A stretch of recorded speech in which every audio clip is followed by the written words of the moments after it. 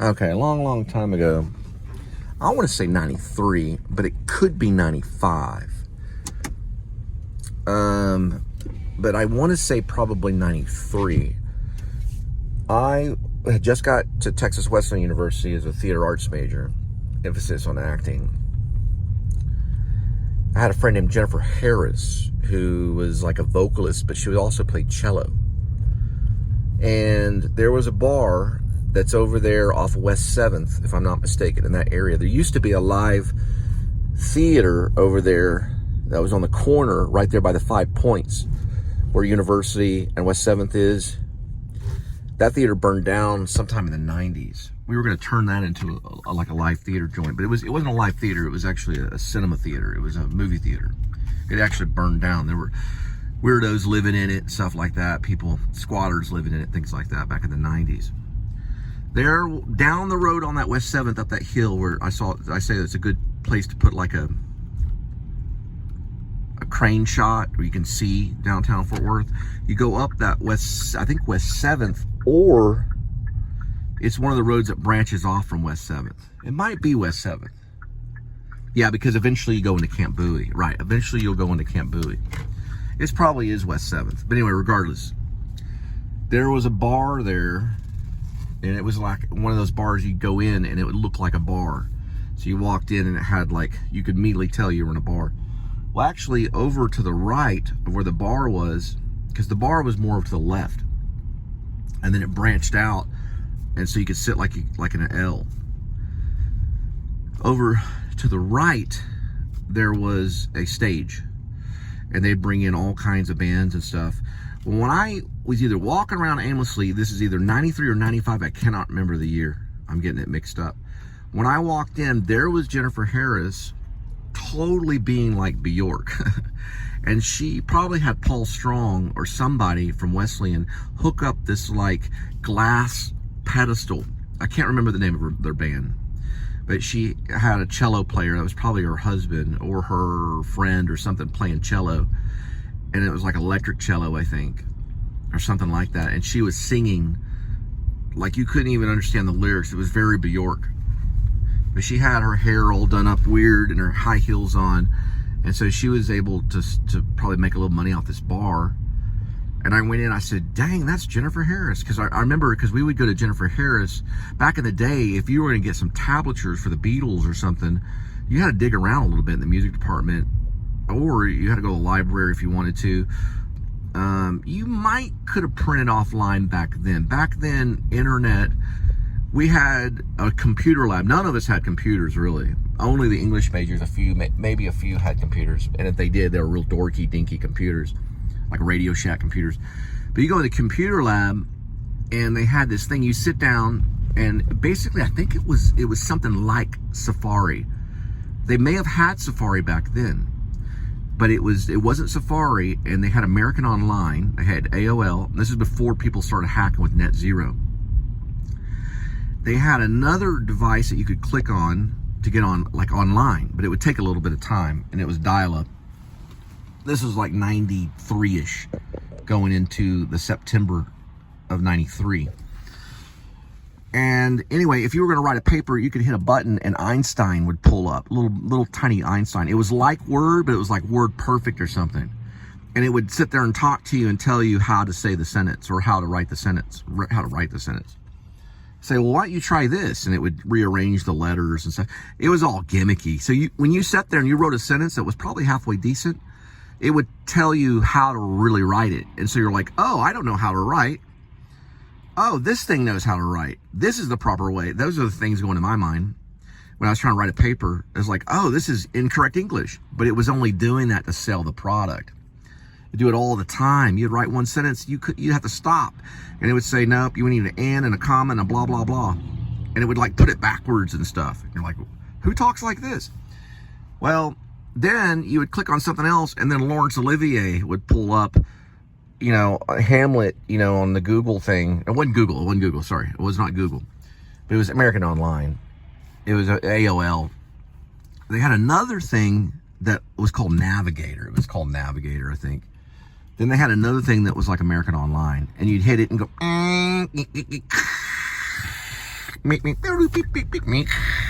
You'd wait like 5 minutes or something. Anyway, you could have got tablature from this weird stale tablature thing, and it would just show C, D, E, F, and it would say Beatles at the top, and you might could print that out maybe. The printers were all like, I think they were laser printers.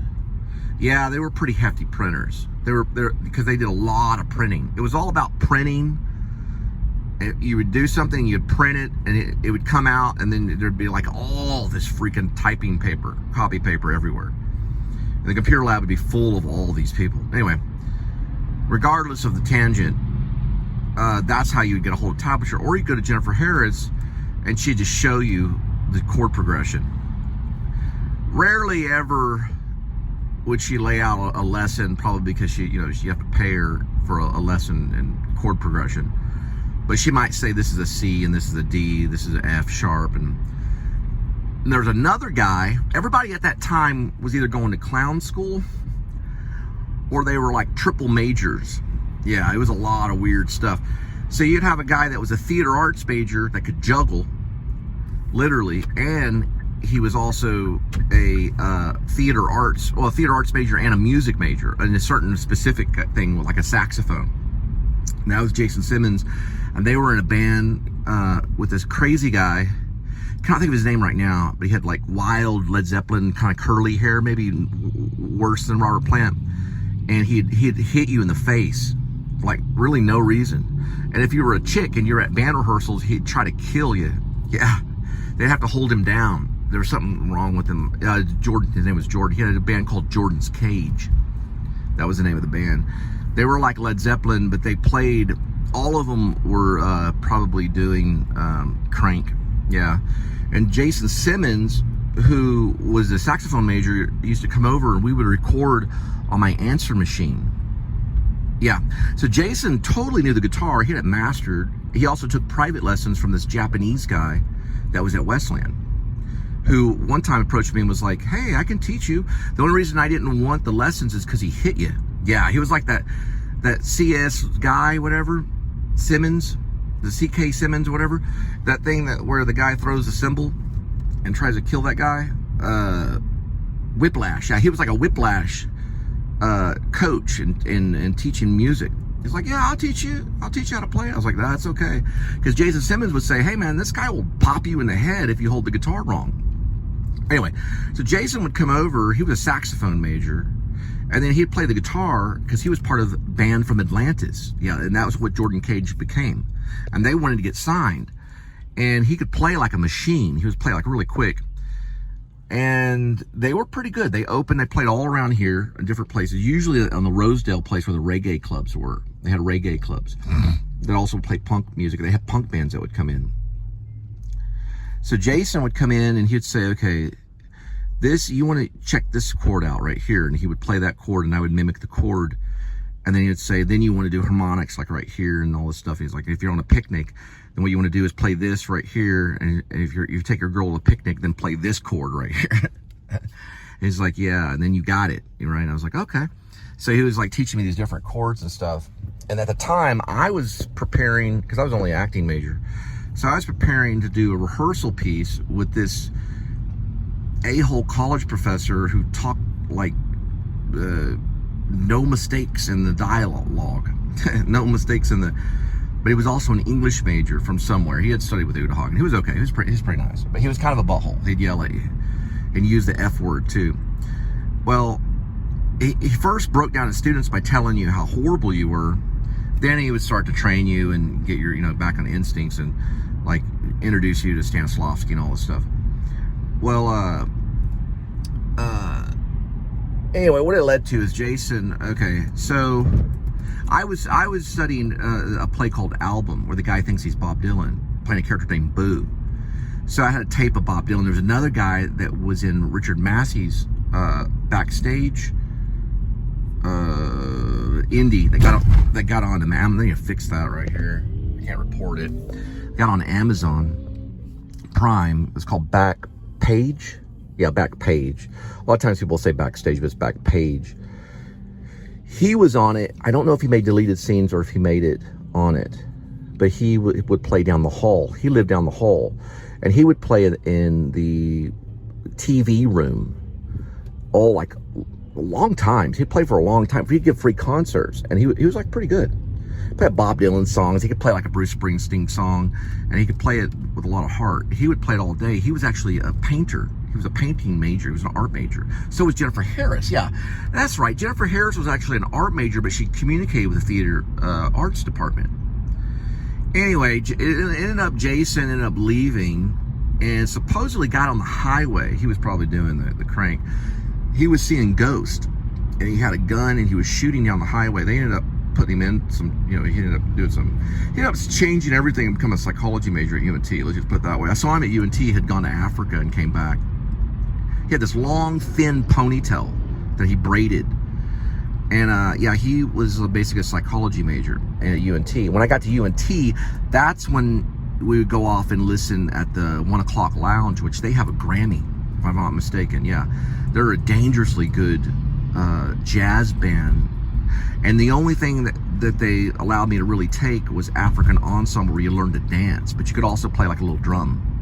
But they had practice rooms and things like that. At the time when I was there, probably around 1997 to 2000, around there, 1997, 2000, yeah, 3.5 years or so. Really, it was 4 years because I stayed a year after graduation.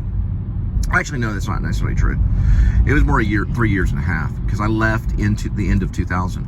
Because I arrived in Los Angeles, Long Beach, I arrived in 2000 of December. So it turned 2001 when I got there.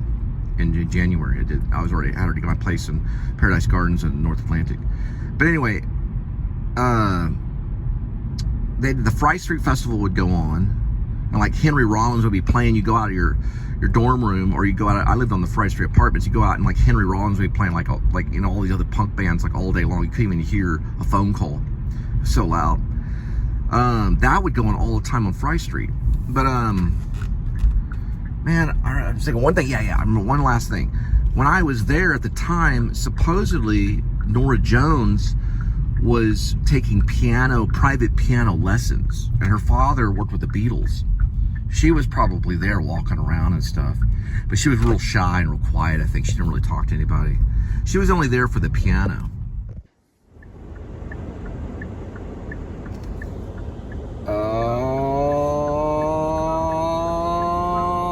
2.8, 7:46 on arrival, 10 minutes.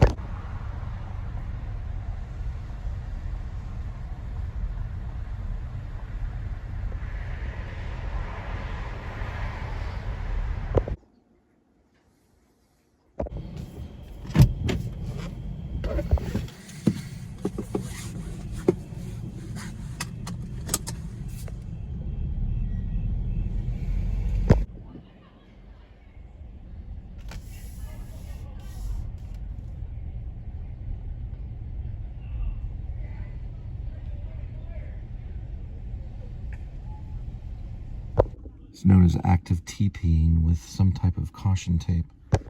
It's getting all apocalypse now and everything right here. Just hang on for a second. Yeah, I asked that lady, I said, well, what's going on? She said, oh, they're actively TPing us. And I know what TPing means. I was like, well, where's the toilet paper? So they don't use toilet paper. They use the caution tape. It's easier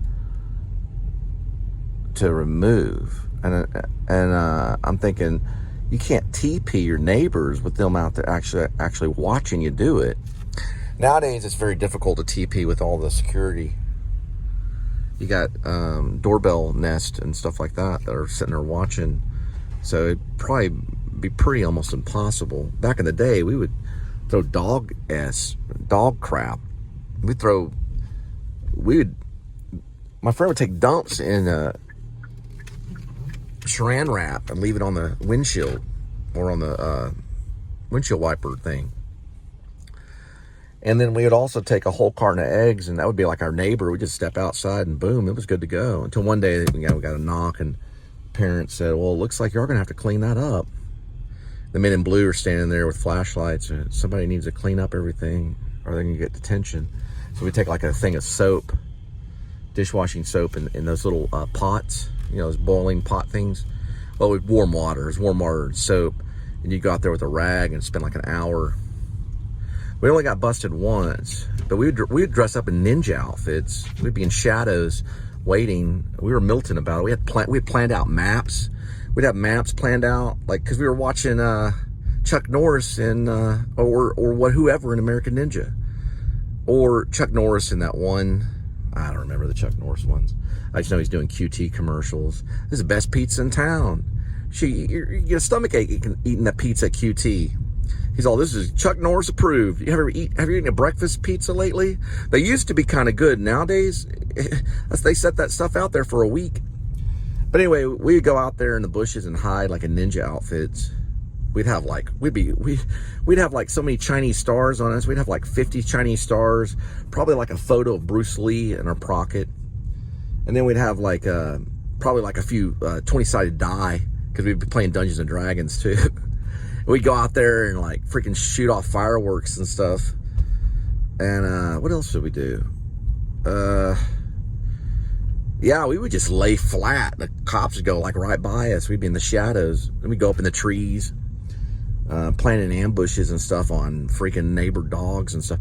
The hardest thing to do is when we went in the backyard, to not wake up a dog. That was usually the goal, you know. Like, don't wake up the bloodhounds, you know, and you get extra points. I remember now. So I graduated officially in August of 2000, right? I had some time off, September, October, November, and then December is when I left. Had already got the plaque, already got the Bachelor of Arts. So I was good to go in December of 2000, and I was in California that December, which was Long Beach.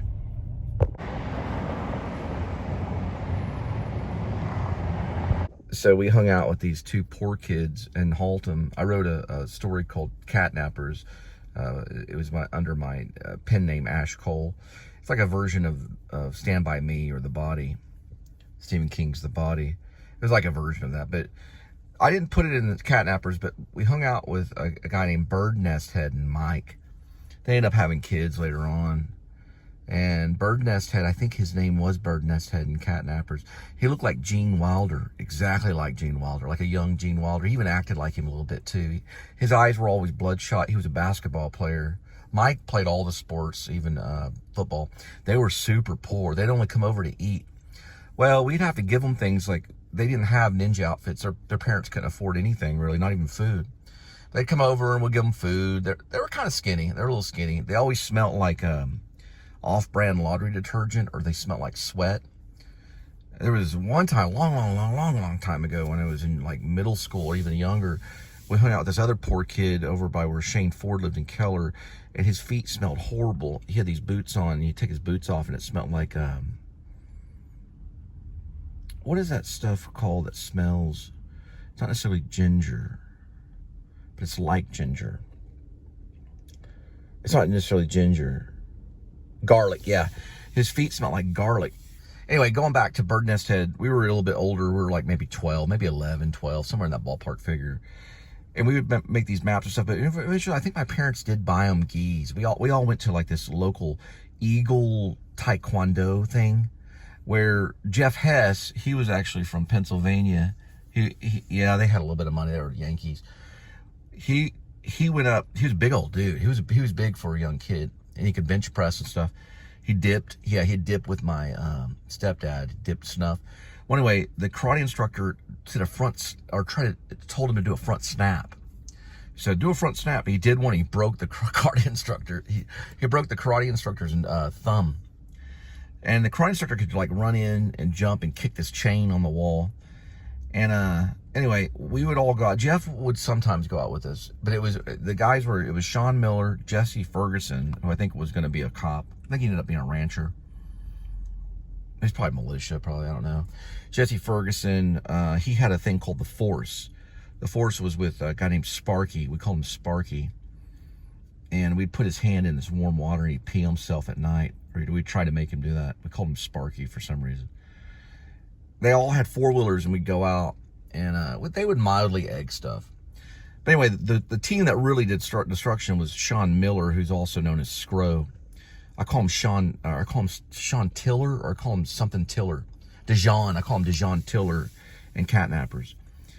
Ferguson wasn't in it. I combined a couple of characters to make them the same. He knew I was going to write about it, though, when I was about 17 or 18, about maybe 19. He gave me a phone call one time, and I was already going to Fort Worth, but he knew I was going to write about a lot of this stuff. Anyway, I did write Catnappers. It was floating around on SoundCloud for a while. Reading of it was, there was Black Sabbath intermissions and stuff, you know, where Ozzy Osbourne, well, Black Sabbath with Ozzy Osbourne playing War Pigs and things like that. But anyway, it was basically Sean Miller, Ferguson, sometimes Mikey, and sometimes, well, his name was Mike. He was a real skinny guy, and then Birdnest Head. They would sometimes keep up with this, but mostly it was little private ones. So it was Miller, and they didn't like, so Ferguson didn't like Miller. They wouldn't always hang out. Miller was kind of the loser of the group. They wouldn't even hang out with him. Sometimes Dondi would join us, and then sometimes I don't know if Dondi would join us. He might have been when we were skateboarders. That was different. Anyway, we would have the map. We'd draw a map of the neighborhood, and we'd go out, and then we would make this mission, and we'd make it to Fossil Creek. Sometimes we'd throw a cherry bomb or something like that, and then we'd run like hell. But anyway, it was mostly Sean Miller. He was the one that gave me my film education at first. We'd go to Kubrick showings of Full Metal Jacket at Northeast Mall, and then we'd have a cover so that we could see a rated R movie. So he'd go in. The first thing he'd do is go in and say, "Hey, would you cover for us as parents?" And they'd be like college kids or something. They're like, "Yeah, sure." It'd be like a college kid couple or something. Like, "Yeah, we'll be your parents." So we'd watch Full Metal Jacket, and then he'd take not video, but he'd take tape recorders and tape record the sound of the movie. Like one Labyrinth, he'd do Labyrinth, things like that. Just for the ones that had music in it. But anyway, it was mostly him that would go on the missions. And I want to say someone else. That's what I'm trying to think of. There was him and somebody else that might have been Mike. I don't think it was Jesse.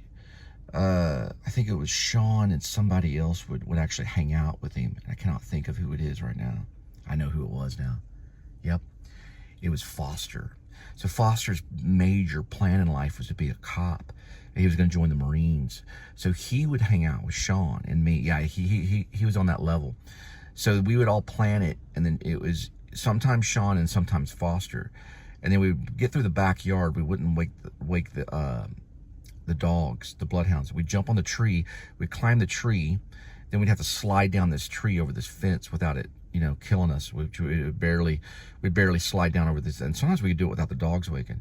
Then we would crawl along this fence line in ninja outfits, and we would be like on our belly and stuff, crawling around. We had seen Platoon and all that stuff, Full Metal Jacket, everything. And then we would get out. There was actually supposed to be a Full Metal Jacket jungle scene that they weren't able to do. Yeah, Kubrick wasn't able to do it because he filmed it all in London. They used like 16 palm trees or 12 palm trees or something. They're all lettered, and they would move the palm trees around the entire movie. So they used the same palm trees the whole movie. When you're seeing a palm tree, it's the same palm tree. It was all filmed 25 to 20 miles from Stanley Kubrick's house out in the UK. Anyway, so we would run around, and we had smoke bombs too. We'd have smoke cover. We were surprised we didn't burn Fossil Creek down. Then we would, we just get lost in it. So anyway, you got to read Catnappers, Ash Cole. So it's mostly based on that. It's my pen name.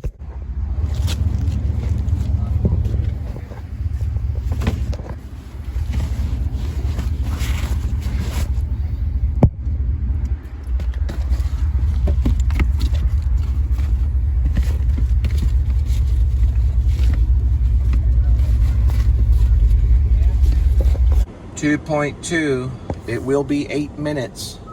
It will arrive at 8:49 p.m. Central Time. Pizza.